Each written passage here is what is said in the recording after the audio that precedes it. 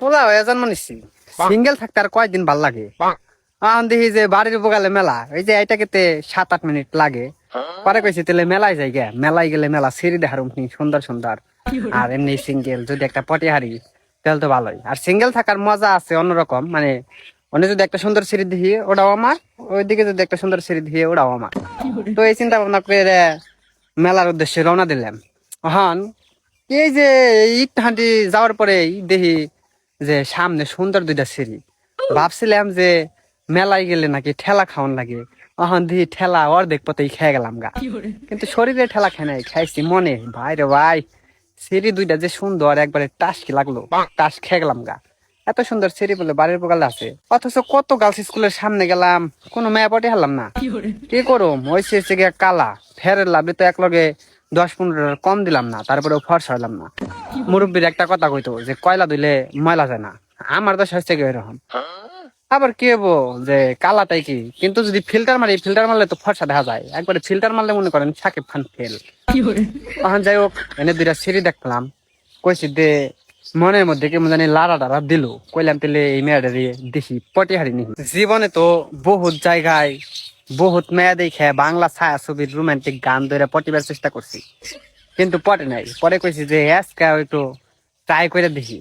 আর যে ঠাড়া ভরা রোদ পড়ছে, এই গরমে যদি একটা সুন্দর বাংলা ছায়া ছবির রোমান্টিক গান শোনাই তাহলে পটলে পটাও পারে। পরে একটা গান ধরলাম, অন্তর দিলাম বিছাইয়া বৈশা লহুনা জিরাইয়া, যদি তোমার চাই মনে পরাণ রাইখা পরাণে, নয়ন রাইখা নয়নে।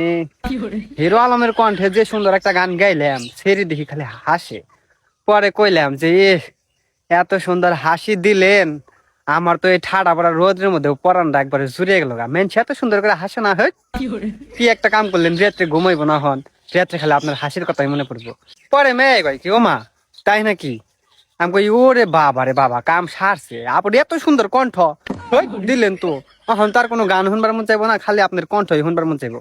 কি করি, আপনি তো আমার লগে কথাও কইবেন না, এখন কনে যাই পাবো আপনার মতো কণ্ঠ, আপনার মতো এত সুন্দর হাসি দিলেন তো খুব টেনশনে ফালিয়া। আমি এমনি গরিব মানুষ, যে এগুলা কিনারও সামর্থ্য নাই আমার। পরে খালি সেরি হাসে, আমি কই আর হাসেন না কিন্তু, আর হাসলে একবারে মারারি, আপনি তো আমার মেয়েরা খাওয়ানোর চিন্তা ভাবনা করছেন দেখা যায়।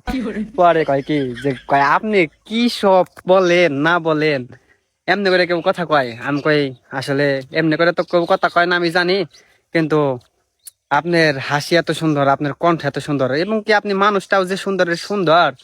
এখন তো আমার আর যাইবার চাইছিলাম মেলায়, কিন্তু মেলায় তো এখন আর যাইবার মন চায় না, মেলা তো আমার কাছে এনেই লাগছে। পরে মেয়েরে আর কি ইচ্ছা মতো পাম টাম দিয়ে দিলাম। পাম দেওয়ার পরে আর যে সুন্দর করে পাম দিছি, এরকম করে পাম মনে করেন মানুষে টাকের চাক্কায়ও দেয় না। এই পাম দিলে তো মেয়েরা ফুটবই, কারণ মেয়েরা হচ্ছে গিয়া চেষ্টা বুঝা গেলাম গা যে পাম দিলে ফুলে। পরে আরো ইচ্ছা মতো পাম দিলাম, কি আর করুম, পাম দেওয়া ছাড়া তো আর কোনো কাম কাজ নাই, টেহা নাই যে টেহা দিম। কতক্ষণ পরে মেয়ের মোবাইলে কেরা জানি ভিডিও কল মারছে। পরে মেয়ে এই ভিডিও কল ধরছে, ধরে কয় কি, কয় এই যে আইসা পড়ছি, আর 5 মিনিট লাগবে, আইসা পড়ছি বসো। কয় না কেটে দিছে। আমি কইলাম যে কেরা এটা? পরে কয় এটা আমার হাজবেন্ড। আমি কই কি আপনার হাজবেন্ড মানে, আপনি সিঙ্গেল না?